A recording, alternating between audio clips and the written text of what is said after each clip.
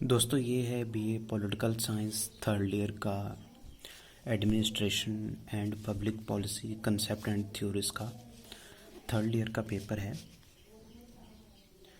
तो आप देखिए किस तरह से यहाँ पे क्वेश्चन पुट अप हुए थे। 70 मार्क्स का पेपर है। 3 आवर्स की आपको टाइमिंग मिलेगी। तो पहला क्वेश्चन 25 से 30 शब्दों में आपको देना है और इजी पेपर आया था। तो आप देख सकते हैं फर्स्ट क्वेश्चन का ये पहला पार्ट है। इसमें प्रशासन शब्द का क्या अर्थ है, ये क्वेश्चन आया था। संगठन की परंपरागत विचारधारा से आप क्या समझते हैं, क्या भाव है, दूसरा क्वेश्चन।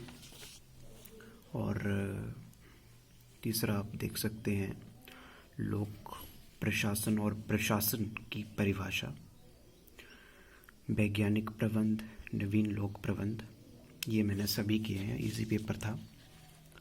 और अब दूसरे क्वेश्चन पे आते हैं। ये 70 से 75 वर्ड्स के बीच में आपको ये देना है। ये पोस्ट कार्प लूथर गुलिक की विचारधारा है, जिसने पोस्ट कॉब के प्रत्येक अक्षर का वर्णन किया है, जिसमें संगठन क्या है, किस प्रकार से संगठन होना चाहिए, ये उस पर है।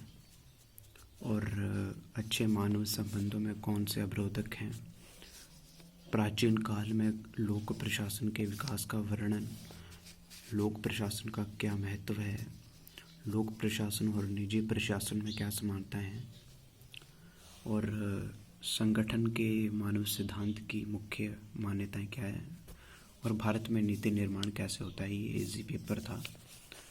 ये 5 नंबर का एक क्वेश्चन है। आपको 4 क्वेश्चन देने थे, 4 क्वेश्चनों के उत्तर देने थे, तो 20 नंबर का हो गया। अब आइए तीसरे पे चलते हैं।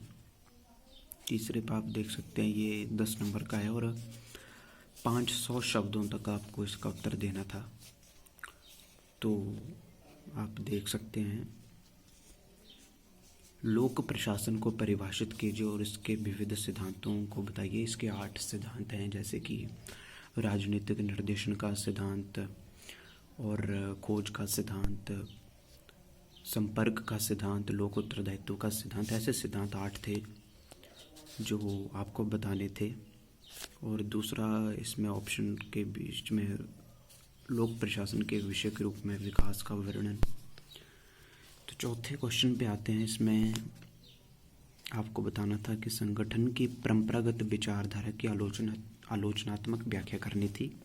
और दूसरा था आपको F.W. टेलर द्वारा प्रतिपादित वैज्ञानिक प्रबंध के प्रमुख सिद्धांतों के बारे में आपको बताना था। और आइए अब 5वें क्वेश्चन पे चलते हैं। ये 5वां क्वेश्चन है, सार्वजनिक नीति की परिभाषा दीजिए और नीतियों के विभिन्न प्रकारों का वर्णन कीजिए।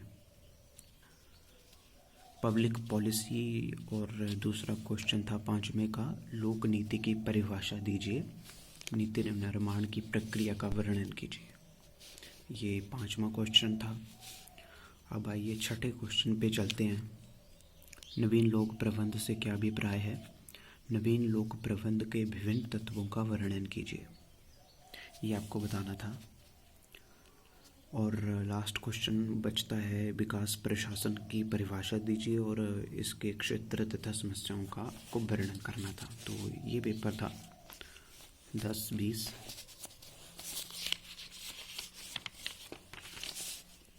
30, 40, 60 और 70, 10 का ये था।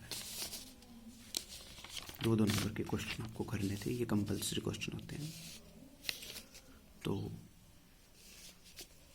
ये आपका पेपर था,